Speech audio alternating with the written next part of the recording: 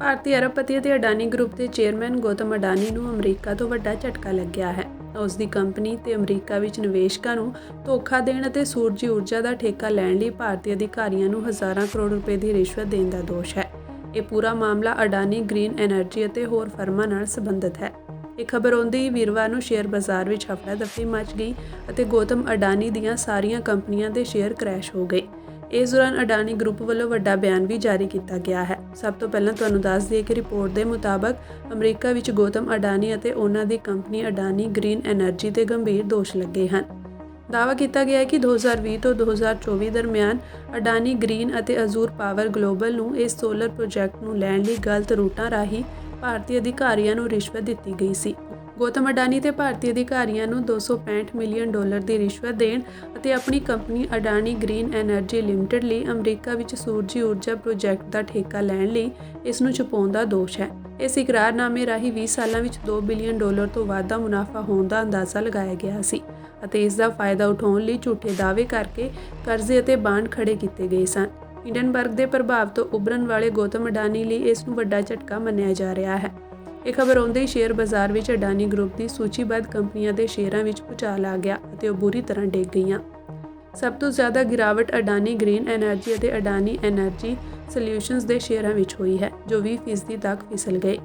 ਇਸ ਤੋਂ ਇਲਾਵਾ Adani Power, Adani Ports, Adani Wilmar, Adani Enterprises, Adani Total Gas, ACC Limited, Ambuja Cements, ਇਸ ਤੋਂ ਇਲਾਵਾ Adani Power 13.75%, Adani Ports 10%, Adani Wilmar 9.51%, Adani Enterprises 10%, Adani Total Gas 14.70%, ACC Limited 14.35%, Ambuja Cements 10% ਅਤੇ NDTV 12.29% ਤੱਕ ਫਿਸਲ ਗਿਆ।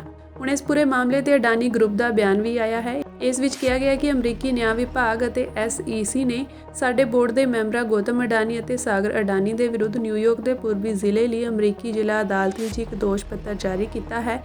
ਮੈਂਬਰ ਵਿਨੀਤ ਜੈਨ ਵੀ ਸ਼ਾਮਿਲ ਹਨ। ਇਹਨਾਂ ਦੇ ਮੱਦੇਨਜ਼ਰ ਸਾਡੀਆਂ ਸਹਾਇਕ ਕੰਪਨੀਆਂ ਨੇ ਫਿਲਹਾਲ ਪ੍ਰਸਤਾਵਿਤ USD ਡੈਨੋਮੀਨੇਟਡ ਬਾਂਡ ਪੇਸ਼ਕਸ਼ਾਂ ਨਾਲ ਅੱਗੇ ਨਾ ਵਧਣ ਦਾ ਫੈਸਲਾ ਕੀਤਾ ਹੈ। ਬਲੂਮਬਰਗ ਮੁਤਾਬਕ ਅਮਰੀਕਾ ਦੇ ਦੋਸ਼ਾਂ ਤੋਂ ਬਾਅਦ ਅਡਾਨੀ ਗਰੁੱਪ ਦੀਆਂ ਕੰਪਨੀਆਂ ਨੇ $60 ਕਰੋੜ ਦੇ ਬਾਂਡ ਰੱਦ ਕਰ ਦਿੱਤੇ ਹਨ।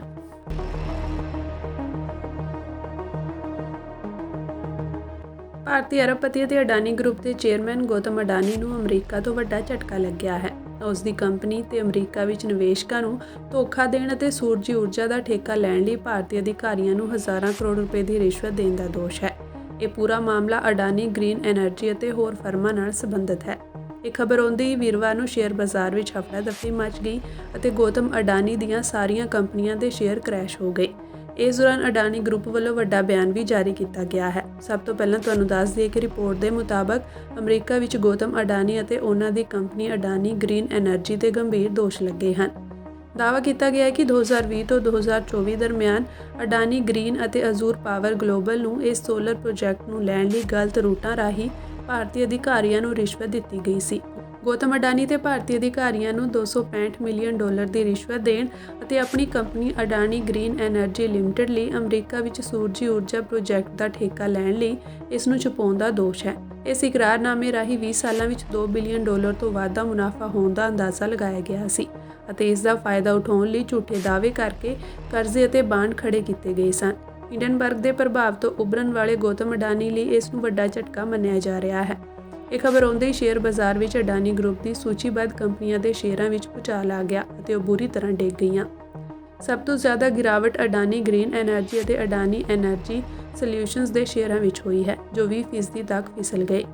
ਇਸ ਤੋਂ ਇਲਾਵਾ Adani Power, Adani Ports, Adani Wilmar, Adani Enterprises, Adani Total Gas, ACC Limited, Ambuja Cements, ਇਸ ਤੋਂ ਇਲਾਵਾ Adani Power 13.75%, Adani Ports 10%, Adani Wilmar 9.51%, Adani Enterprises 10%, Adani Total Gas 14.70%, ACC Limited 14.35%, Ambuja Cements 10% ਅਤੇ NDTV 12.29% ਤੱਕ ਫਿਸਲ ਗਿਆ।